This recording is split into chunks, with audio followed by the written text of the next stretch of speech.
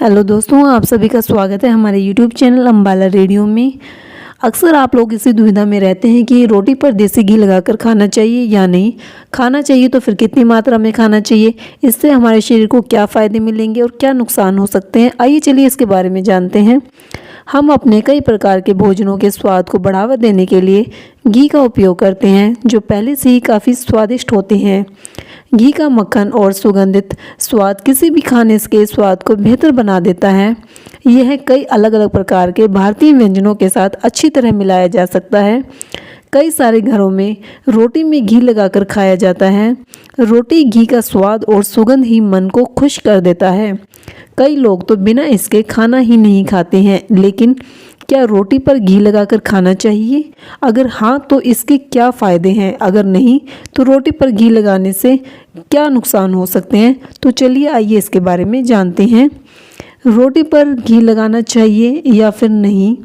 अगर रोटी पर थोड़ी सी घी लगाई जाए तो इससे हमारे शरीर को कोई नुकसान नहीं मिलता, बल्कि हमारे शरीर को फ़ायदा ही होता है। लेकिन अगर ज़्यादा मात्रा में घी लगाने से हमें बचना चाहिए, क्योंकि यह नुकसानदायक भी हो सकता है। घी कुछ लोगों के लिए फ़ायदेमंद होता है और कुछ लोगों के लिए नुकसानदायक हो सकता है। इसलिए यह जानना ज़्यादा ज़रूरी है कि घी किसके लिए नुकसानदायक है और किसके लिए फ़ायदेमंद। इसलिए आपको घी खाने से पहले ये पता कर लेना चाहिए कि घी आपके लिए फ़ायदेमंद होगा या फिर नुकसानदायक। तो देखते हैं इसके बारे में एक्सपर्ट्स क्या कहते हैं। हेल्थ एक्सपर्ट के मुताबिक हर इंसान के शरीर की अपनी अपनी क्षमता होती है। घी किसी को फ़ायदा पहुंचा सकती है और किसी को नुकसान। इसके लिए उस व्यक्ति की हेल्थ कैसी है यह जानना काफ़ी आवश्यक हो जाता है। अगर किसी की हेल्थ पहले से ही कमज़ोर है तो घी का फ़ायदा उसे नहीं मिलेगा। वहीं कम मात्रा में घी खाया जाए तो उससे नुकसान भी नहीं होता है।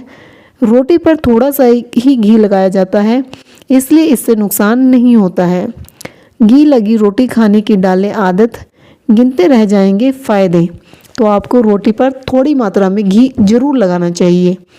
नंबर 1, अगर आप वेट लॉस प्रोग्राम से जुड़े हैं तो आपके लिए रोटी में घी लगाकर खाना बेहद ज़रूरी है, क्योंकि शुद्ध घी में CLA होता है और ये मेटाबॉलिज्म को एक्टिव रखता है।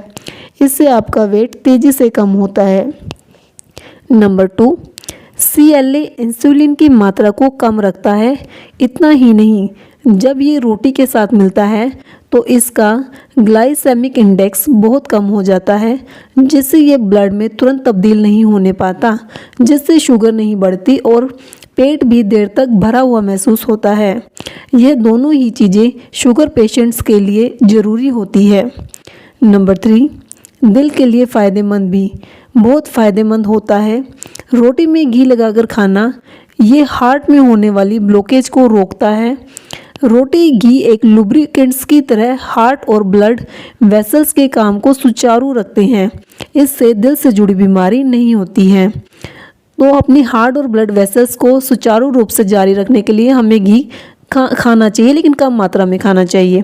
नंबर 4, घी का स्मोकिंग पॉइंट कम होता है और यही कारण है कि ये दूसरे ऑयल्स की अपेक्षा ज़्यादा धुआं देता है।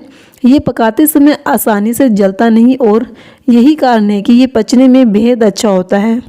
यही कारण है कि जब आप रोटी और घी साथ लगाते हैं तो आपका पाचन शक्ति बेहतरीन होती है। नंबर 5, घी से ब्लड और आंतों में मौजूद कोलेस्ट्रॉल कम होता है, क्योंकि इससे बाइलरी लिपिड का स्राव बढ़ता है, जो शरीर में बैड कोलेस्ट्रॉल को घटाता है और गुड कोलेस्ट्रॉल को बढ़ाता है। नंबर 6, घी और रोटी खाने से ब्लड सेल में जमा कैल्शियम को हटाने में मदद करती है। इससे ब्लड सर्कुलेशन सही रहता है। यह इम्यून सिस्टम को मजबूत बनाने में मदद करती है। तो आइए अब हम जानते हैं घी पर रोटी लगाने से हमारे शरीर को क्या नुकसान मिल सकता है, तो इसलिए हमें कितनी मात्रा में घी खाना चाहिए। डॉक्टर के मुताबिक ज़्यादा मात्रा में घी खाना नुकसानदायक हो सकता है। हार्ट के मरीज या कोलेस्ट्रॉल बढ़ने पर घी का सेवन नुकसान पहुंचा सकता है। घी को ज़्यादा देर तक अधिक तापमान पर रखने से उसकी संरचना बदल जाती है और शरीर में फ्री रेडिकल्स बनने लगते हैं। फ्री रेडिकल्स का बनना मतलब कई बीमारियों की दस्तक, इसलिए कभी कभी भी 1-2 चम्मच से ज़्यादा घी नहीं खाना चाहिए।